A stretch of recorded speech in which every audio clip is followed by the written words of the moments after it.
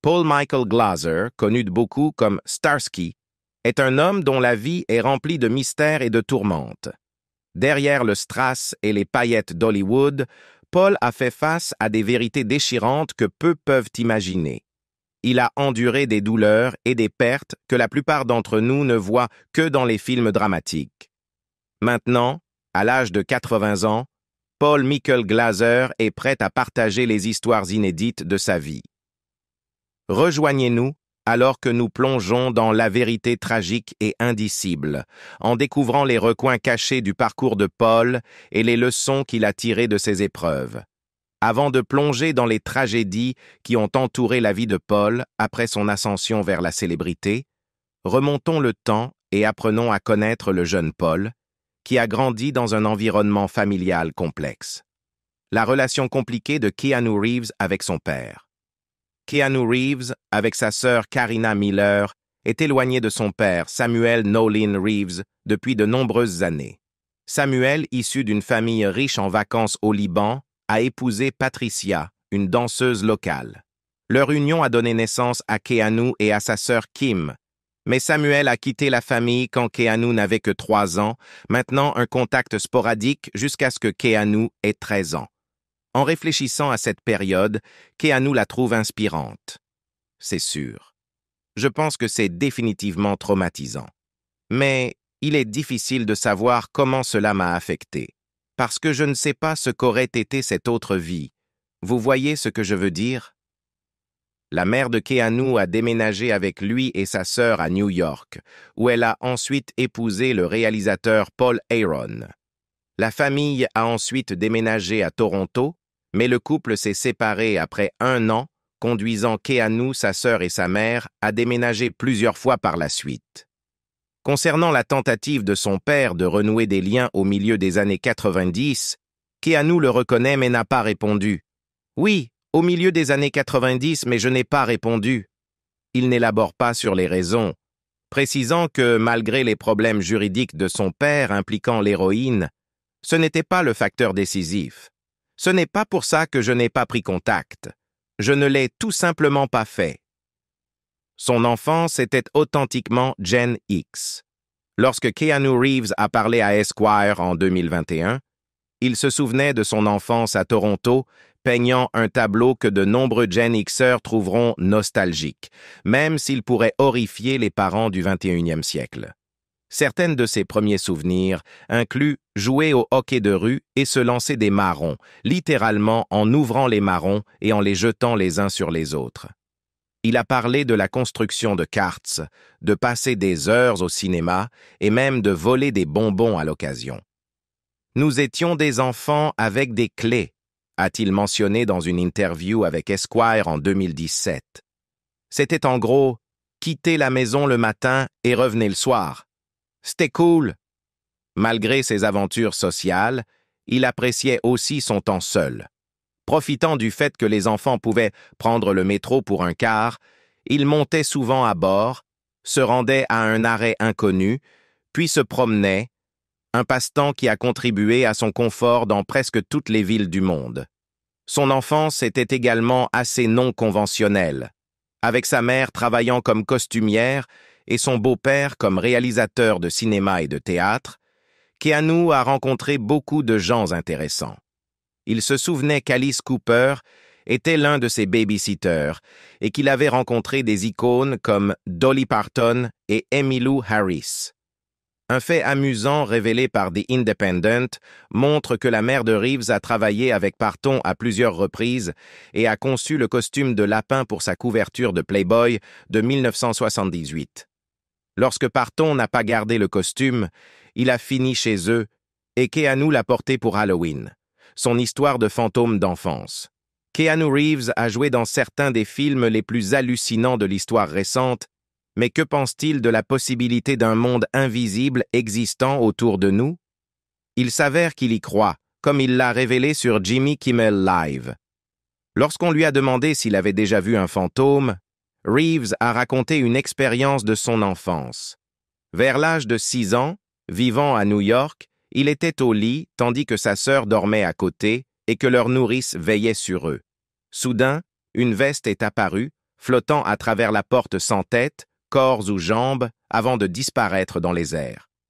Reeves se souvenait d'avoir vu la même stupéfaction sur le visage de sa nourrice, confirmant la rencontre étrange. Lorsque Paula Warder, l'institutrice de l'école primaire de Keanu Reeves à Jesse Ketchum Public School à Toronto, se souvenait avec People, elle rappelait un jeune Keanu qui avait souvent du mal avec la ponctualité et l'étourderie. « Je ne pense pas qu'il soit jamais arrivé en classe à l'heure. Quand il se montrait, il semblait un peu distrait. Il oubliait fréquemment ses livres ou ses devoirs, mais il souriait simplement et retournait les chercher chez lui. D'une manière ou d'une autre, il réussissait à passer ses classes. » Dans une interview avec The Mail on Sunday, Reeves réfléchissait à ses jeunes années et partageait sa passion pour la science-fiction. « Enfant, je m'évadais dans d'autres mondes, a-t-il expliqué. J'étais fasciné par les planètes lointaines, les mystères inconnus et les limites infinies de l'imagination. J'adorais Star Wars, 2001, l'Odyssée de l'espace et Blade Runner. » Reeves a reconnu ses compétences en hockey sur glace, en anglais et en écriture, ainsi que son implication dans l'équipe d'échecs. Cependant, il a admis que ses problèmes à l'école étaient en grande partie auto-infligés. « Avec le recul, c'était entièrement de ma faute ?» a-t-il dit. « Je ne m'intégrais pas vraiment. J'avais souvent des conflits avec le personnel, surtout avec le principal. J'étais un de ces enfants qui demandent toujours « pourquoi ?» remettant constamment tout en question. Je ne pouvais pas m'en empêcher, même si cela me causait des ennuis. Je tenais à mon indépendance, et si quelqu'un essayait de m'imposer quelque chose, il y avait un problème. Sans surprise, le parcours scolaire de Reeves s'est abruptement terminé lorsqu'il a été expulsé à 16 ans, une expérience qu'il a décrite comme très bouleversante. À 18 ans, Reeves a quitté la maison, ayant fréquenté 4 lycées sans obtenir de diplôme. 2 ans plus tard, comme l'a noté Esquire, il a emballé ses affaires dans sa Volvo 122 de 1969 et a pris la route pour Los Angeles. Son introduction à l'industrie cinématographique n'était pas glamour. Alors que de nombreux acteurs entrent dans l'industrie plus tard dans la vie, Keanu Reeves a commencé tôt. Il a partagé avec The Guardian que son parcours a commencé lorsque sa mère, travaillant comme costumière à Toronto, l'a impliqué dans la recherche de matériaux et le nettoyage de son studio en échange de son argent de poche hebdomadaire. Cependant, Reeves attribue à son beau-père, Paul Aaron, son introduction formelle au monde du cinéma. À seulement 15 ans, pendant une pause scolaire, Aaron l'a embauché comme assistant de production sur le film de Chuck Norris, A Force of One. En se remémorant ces jours-là, Reeves a noté avec humour que ses tâches comprenaient la gestion des foules, aller chercher des boissons et veiller à ce que les snacks restent froids, un travail loin d'être glamour. Pourtant, même alors, il se souvenait vivement de l'excitation d'apporter un Sprite à Claudette Colbert. Tout au long de cette expérience, il a absorbé tout ce qui l'entourait, des machinistes aux acteurs, en passant par les subtilités des plateaux de tournage, y compris les feuilles d'appel, les générateurs, les lumières et les routines de déjeuner. Ses premières expériences se révéleraient inestimables alors que Reeves naviguait vers la superstardom dans les décennies suivantes. Il n'a pas toujours aimé son nom et a failli le changer. En 2017, Jimmy Fallon a remarqué à quel point le nom de Keanu Reeves semblait parfait pour une star de cinéma de premier plan.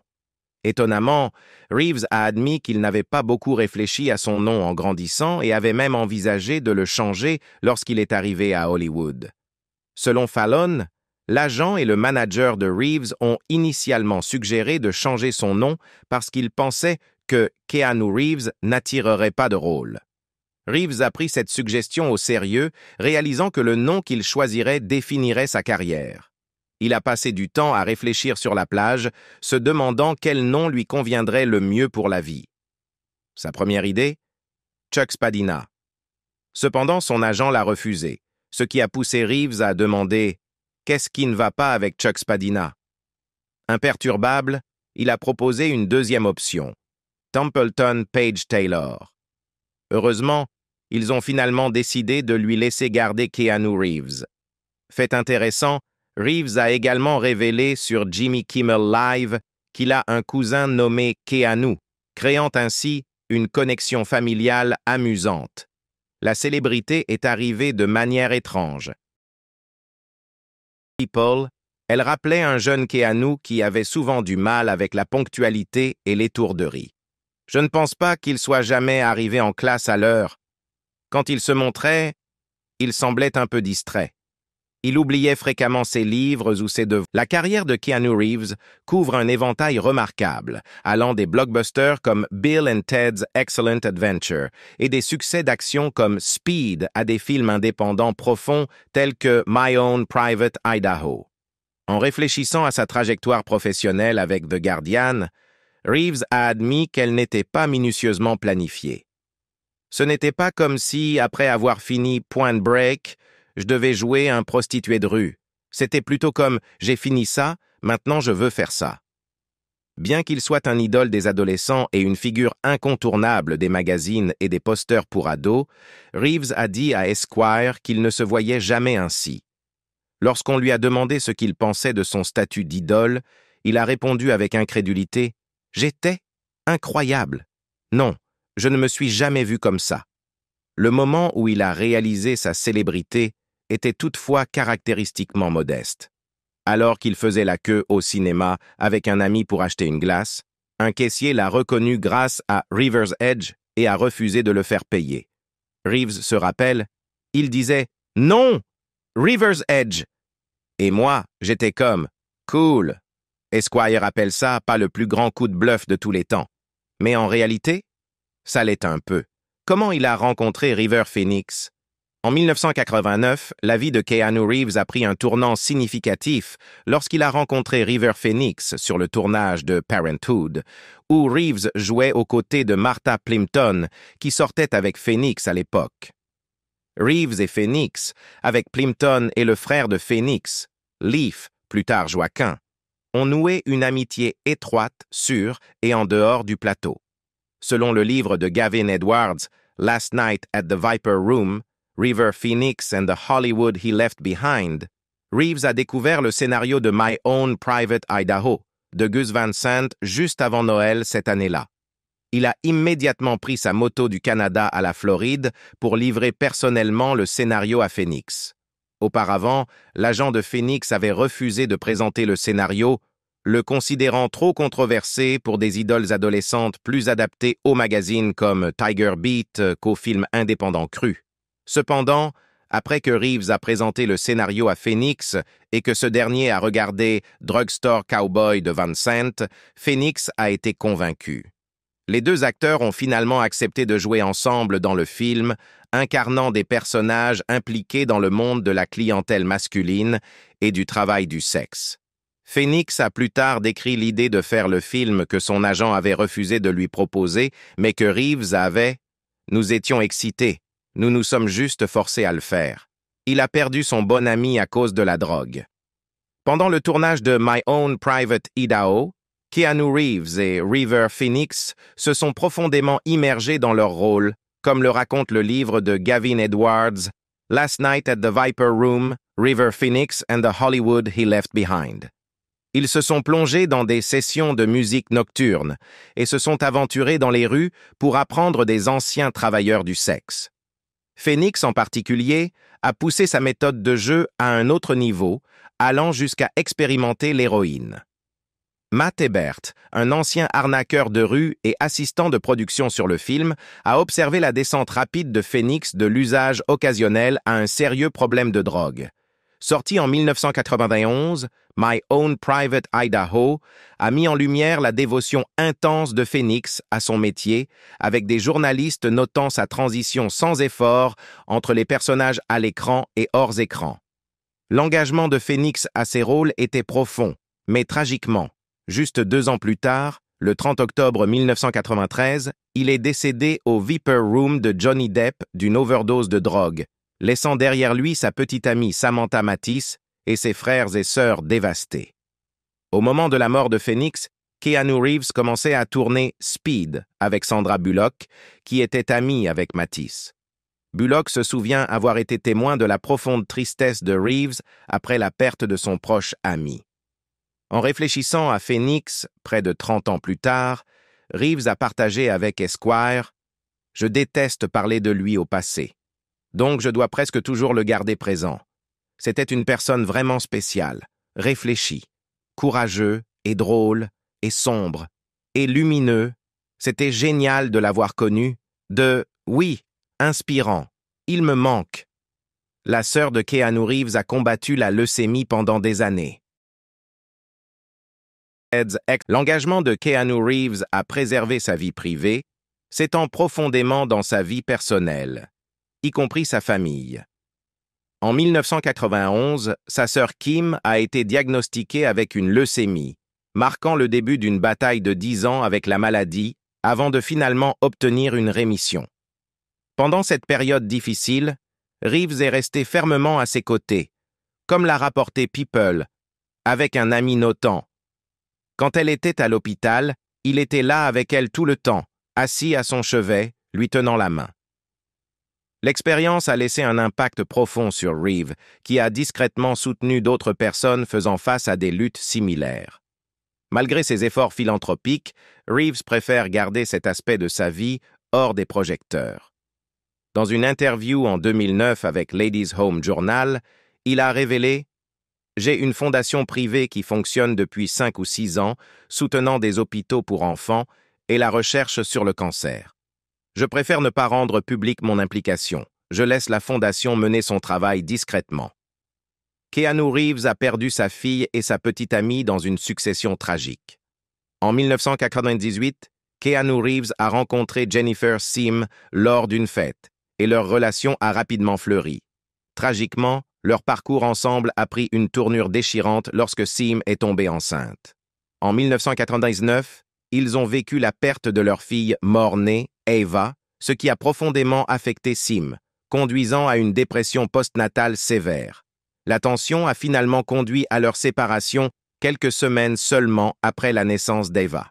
Sim, qui a ensuite travaillé comme assistante de David Lynch, a présenté Reeves à Marilyn Manson, ce qui a déclenché une collaboration sur Lost Highway et a formé une amitié entre Sim et Manson. En avril 2001, la tragédie a de nouveau frappé lorsque Sim est décédée dans un accident de voiture. Après avoir assisté à une fête organisée par Manson, elle a tenté de rentrer chez elle, mais a percuté des voitures en stationnement, ce qui a entraîné son éjection fatale du véhicule. Malgré leur rupture, Reeves et Sim sont restés proches, étant même vus ensemble pour un brunch la veille de sa mort prématurée. Un ami a partagé avec People que Reeves a énormément souffert pour faire face à sa disparition, trouvant extrêmement difficile de se réconcilier avec cette perte. Keanu Reeves a été contraint de faire un film à cause d'une signature falsifiée.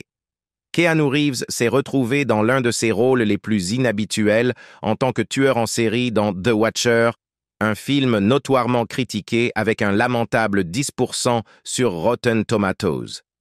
Reeves a révélé qu'il n'avait jamais eu l'intention de prendre ce rôle. En fait, il a affirmé qu'il y avait été contraint. Parlant au Calgary Sun, Reeves a expliqué « Je n'ai jamais trouvé le scénario convaincant, mais un ami à moi a falsifié ma signature sur le contrat. Je ne pouvais pas le prouver et je ne voulais pas risquer de conséquences juridiques en refusant d'honorer l'accord, donc j'ai senti que je n'avais pas d'autre choix que de continuer avec le film. » Reeves était contractuellement obligé de garder le silence sur le projet pendant 1 an, période durant laquelle des rumeurs ont circulé sur son mécontentement, en particulier concernant l'importance accrue de son rôle, qui était à l'origine mineur mais est devenu central. Malgré ses réserves, Reeves s'est abstenu de parler publiquement jusqu'à la fin du silence imposé. Lorsque le film est sorti, il a refusé de participer aux efforts promotionnels. Les critiques ont été sévères, suggérant qu'il aurait peut-être dû être libéré de son contrat, car il a été largement critiqué pour son interprétation d'un tueur en série. Il est constamment moqué pour son intelligence. Keanu Reeves a d'abord gagné en popularité en incarnant Ted Theodore Logan dans Bill and Ted's Excellent Adventure, un rôle qui l'a suivi tout au long de sa carrière. Lorsqu'il est apparu dans Between Two Ferns, the Movie de Zach Galifianakis, il a fait face à des questions se moquant de son intelligence perçue, comme « Sur une échelle de 1 à 100, combien de mots connaissez-vous » et des commentaires suggérant une frustration face aux perceptions du public. Reeves a initialement eu du mal avec la manière dont les médias le dépeignaient et l'accent incessant mis sur ses premiers rôles. Lorsqu'on lui a demandé s'il était en paix avec l'influence durable de Ted, Reeves a répondu prudemment « Oui, pour moi c'est facile. Mais, oui. » Il a également exprimé sa frustration à Rolling Stone, déclarant « C'est frustrant. C'est très frustrant.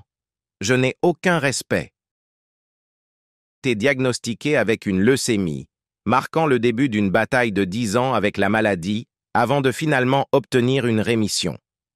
Pendant cette période, cependant, ses collègues ont une perspective différente sur son intelligence. Richard Linklater, qui l'a dirigé dans A Scanner Darkly, a souligné « Ce serait l'une des plus grandes erreurs d'interprétation que vous pourriez faire de dire « ce n'est pas une personne super intelligente ».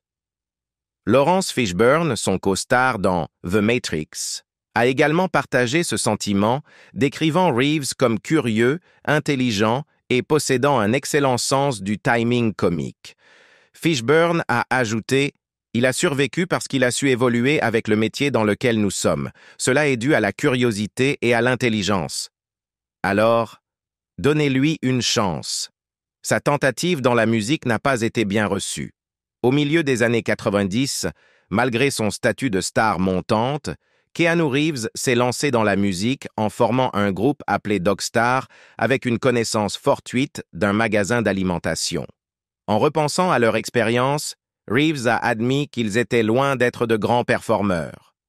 Décrivant leur son comme « acceptable », Reeves se souvenait d'un concert particulièrement difficile au Milwaukee Metal Fest, coincé entre des groupes de hardcore comme Murphy's Law et Dayseed. « Nous étions comme « Ils nous détestent. Que faisons-nous ici ?» se rappelait-il.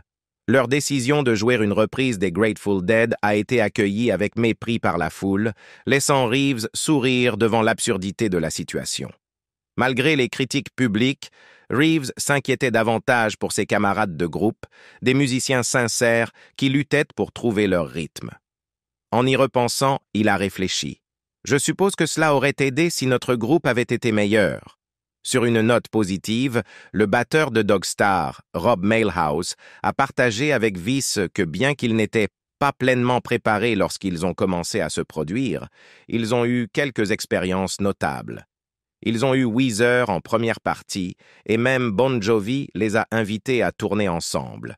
Un témoignage de leur brève période dans la scène musicale, bien que marquée par des hauts et des bas.